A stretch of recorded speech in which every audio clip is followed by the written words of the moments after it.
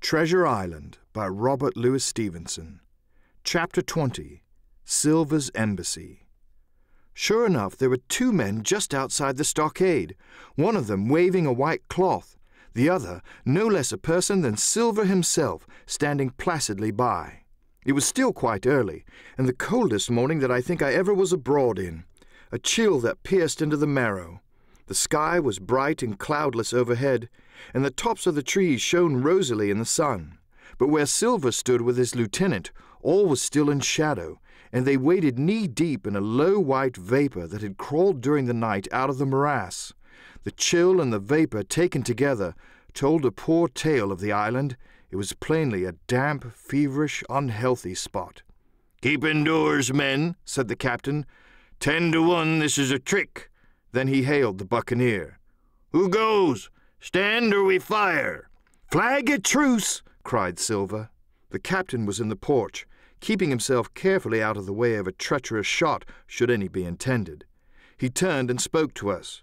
"Doctor's watch on the lookout. Dr. Livesey, take the north side, if you please. Jim the east. Gray west. The watch below. All hands to load muskets. Lively, men, and careful." And then he turned again to the mutineers.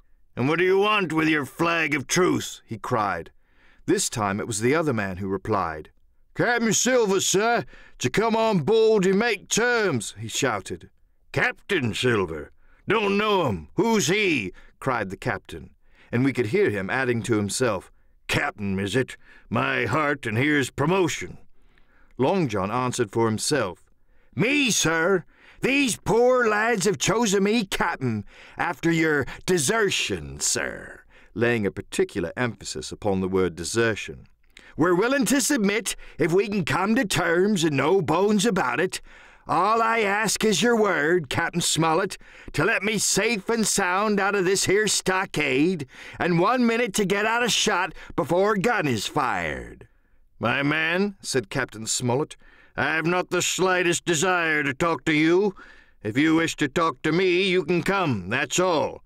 If there's any treachery, it'll be on your side, and the Lord help you." "That's enough, Captain," shouted Long John cheerily. "A word from you's enough. I know a gentleman, and you may lay to that." We could see the man who carried the flag of truce attempting to hold Silver back. Nor was that wonderful, seeing how cavalier had been the captain's answer. But Silver laughed at him aloud and slapped him on the back, as if the idea of alarm had been absurd. Then he advanced to the stockade, threw over his crutch, got a leg up, and with great vigor and skill succeeded in surmounting the fence and dropping safely to the other side. I will confess that I was far too much taken up with what was going on to be of the slightest use as sentry. Indeed, I had already deserted my eastern loophole and crept up behind the captain, who had now seated himself on the threshold with his elbows on his knees, his head in his hands, and his eyes fixed on the water as it bubbled out of the old iron kettle in the sand. He was whistling to himself, "Come lasses and lads." Silver had terrible hard work getting up the knoll. What with the steepness of the incline, the thick tree stumps, and the soft sand, he and his crutch were as helpless as a ship in stays. But he stuck to it like a man in silence, and at last arrived before the captain, whom he saluted in the handsomest style. He was tricked out in his best. An immense blue coat, thick with brass buttons, hung as low as to his knees, and a fine laced hat was set on the back of his head. "Here you are, my man," said the captain, raising his head. "You had better sit down." "You ain't a-going to let me inside, Captain," complained Long John. "It's a main cold morning, to be sure, sir, to sit outside upon the sand." "Why, Silver," said the captain, "if you had pleased to be an honest man, you might have been sitting in your galley.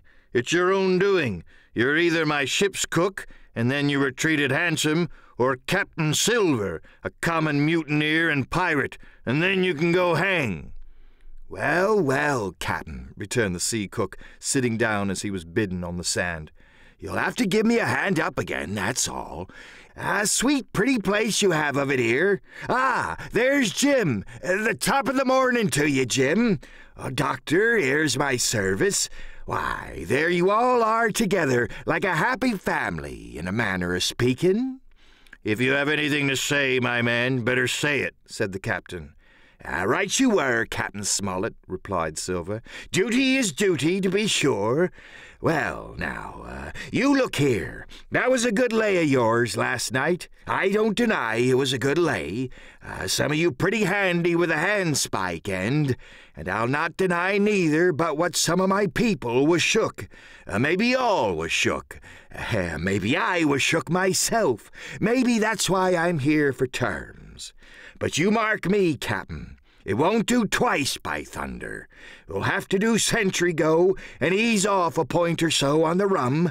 Maybe you think we were all a sheet in the wind's eye, but I'll tell you, I was sober. I was only dog-tired, and if I'd awoke a second sooner, I'd have caught you at the act, I would. He wasn't dead when I got around to him, not he. Well, says Captain Smollett, as cool as can be. All that Silver said was a riddle to him, but you would never have guessed it from his tone. As for me, I began to have an inkling. Ben Gunn's last words came back to my mind. I began to suppose that he had paid the buccaneers a visit while they all lay drunk together round their fire, and I reckoned up with glee that we had only 14 enemies to deal with. Well, here it is, said Silver. We want that treasure, and we'll have it. That's our point. You would just as soon save your lives, I reckon, and that's yours. You have a chart, haven't you? That's as may be, replied the captain. Oh, well, you have it, I know that, returned Long John. You needn't be so husky with a man. There ain't a particle of service in that, and you may lay to it. What I mean is, we want your chart. Now, I never meant you no harm myself. That won't do with me, my man, interrupted the captain. We know exactly what you meant to do, and we don't care. For now, you see, you can't do it. And the captain looked at him calmly and proceeded to fill a pipe. If Abe Gray, Silver broke out. Avast there, cried Mr. Smollett.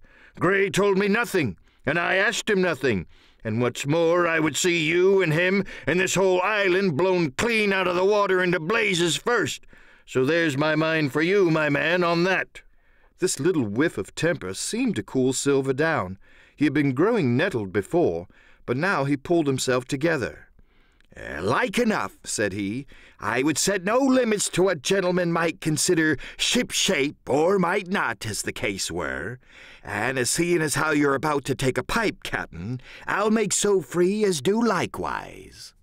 And he filled a pipe and lighted it, and the two men sat silently smoking for quite a while, now looking each other in the face, now stopping their tobacco, now leaning forward to spit. It was as good as the play to see them. Now, resumed Silver, here it is. You give us the chart to get the treasure by, and drop shooting poor seamen and stoving of their heads in while asleep. You do that, and we'll offer you a choice. Either you come aboard along of us once the treasure's shipped, and then I'll give you my affidavit, upon my word of honor, to clap you somewhere safe ashore. Or, if that ain't to your fancy, some of my hands being rough and having old scores on account of hazing, then you can stay here, you can. We'll divide stores with you, man for man, and I'll give my affidavit, as before, to speak the first ship I sight, and send 'em here to pick you up. Now, you'll own that's talking. Handsomer you couldn't look to get, not you. And I hope, raising his voice, that all hands in this here blockhouse will overhaul my words, for what is spoke to one is spoke to all. Captain Smollett rose from his seat and knocked out the ashes of his pipe in the palm of his left hand. Is that all? He asked. Every last word, by thunder, answered John. Refuse that, and you seen the last of me but musket balls. Very good, said the captain. Now you'll hear me. If you'll come up one by one, unarmed, I'll engage to clap you all in irons and take you home to a fair trial in England. If you won't, my name is Alexander Smollett. I've flown my sovereign's colors, and I'll see you all to Davy Jones. You can't find the treasure. You can't sail the ship. There's not a man among you fit to sail the ship. You can't fight us. Gray there got away from 5 of you. Your ship's in irons, Master Silver. You're on a lee shore, and so you'll find. I stand here and tell you so, and they're the last good words you'll get from me. For in the name of heaven, I'll put a bullet in your back when next I meet you. Tramp, my lad, bundle out of this, please, hand over hand and double quick." Silver's face was a picture. His eyes started in his head with wrath. He shook the fire out of his pipe. "Give me a hand up," he cried. "Not I," returned the captain. "Who'll give me a hand up?" he roared. Not a man among us moved. Growling the foulest imprecations, he crawled along the sand till he got hold of the porch and could hoist himself again upon his crutch. Then he spat into the spring. "There," he cried, "that's what I think of ye. Before an hour's out, I'll stove in your old blockhouse like a rum puncheon. Laugh, by thunder, laugh. Before an hour's out, you'll laugh upon the other side. Them that die'll be the lucky ones." And with a dreadful oath he stumbled off, ploughed down the sand, was helped across the stockade, after 4 or 5 failures, by the man with the flag of truce, and disappeared in an instant afterwards among the trees. End of chapter 20.